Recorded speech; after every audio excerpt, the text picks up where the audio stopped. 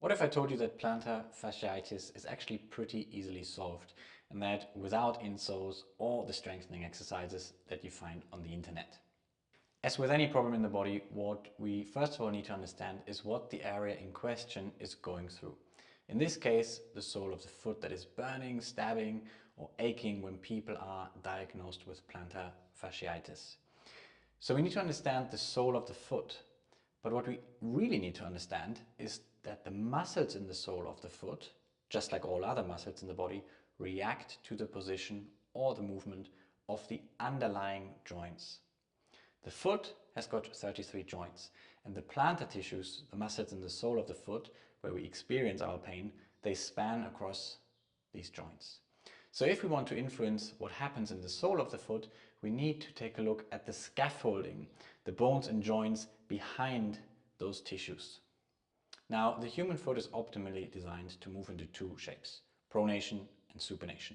In pronation, the joints in the sole of the foot open and the foot lengthens. In supination, the joints close and the foot shortens.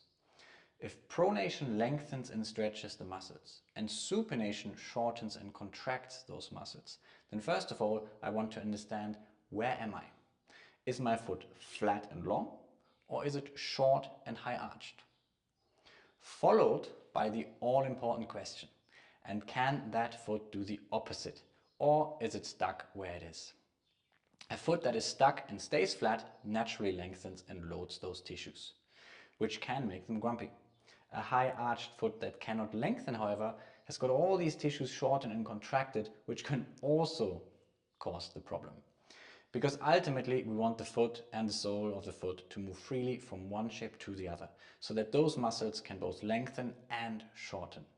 I recommend watching this video linked at the end of the video to test your feet, but I hope you can see how common advice like rolling the sole of the foot might actually be counterproductive if those tissues are already long and constantly stretched out.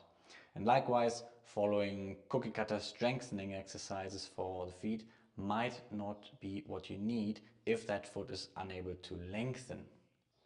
What we ultimately need to do here is reintroduce movement to those poor muscles. We need to bring life back into those muscles by teaching them to lengthen and shorten. And this is often relatively easy. In this client, this change happened in one session and her feet already stopped burning in that first session because we could reduce the load and length that was previously constantly going through them. I hope you can see how this is an example where you wouldn't really want to roll and stretch the sole of the foot. Instead, we needed to understand the position and the potential for movement in those joints. Now, you might have problems in both feet or just one. In both cases, we do want to restore your feet's ability to pronate and supinate. But if you've done that and it's not really working, we can ask bigger questions. Why might the feet be in this position in the first place? For example, if both of your feet are flat and on the pronated side, therefore muscles are under constant tension, we might have to look at the rest of the body above. Because the feet simply adapt to the way that weight travels through them. If the weight of my body above is driving down into the foot in a certain way that lengthens it, and your footwork hasn't really done much for you, then it's worth checking where your body is in space and how it moves from there. In the vast majority of people that I work with that have plantar fasciitis on both feet, this is a result of the body above, A, pushing weight into the feet that flattens them, and B, an inability to change that above, so that the feet don't actually get the opportunity to change. If, however, there's only one foot that's the problem, and you have worked on pronation and supination without too much success, you are probably looking at a rotation that drives the shape back into the foot. If you stand up and rotate your pelvis one way, you will feel that one foot flattens while the other one arches.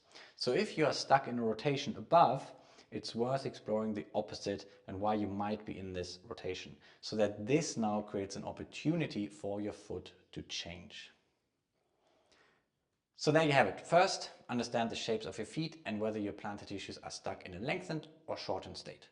Then reintroduce the movements of pronation or supination, probably both, to lengthen what's short and shorten what's long. For most people, this is already enough to drastically improve how the feet feel, because you are not only working with the muscles in the foot, but you are also working on the stresses and the compressions that blood vessels and nerves experience as a result of this newly gained freedom of movement.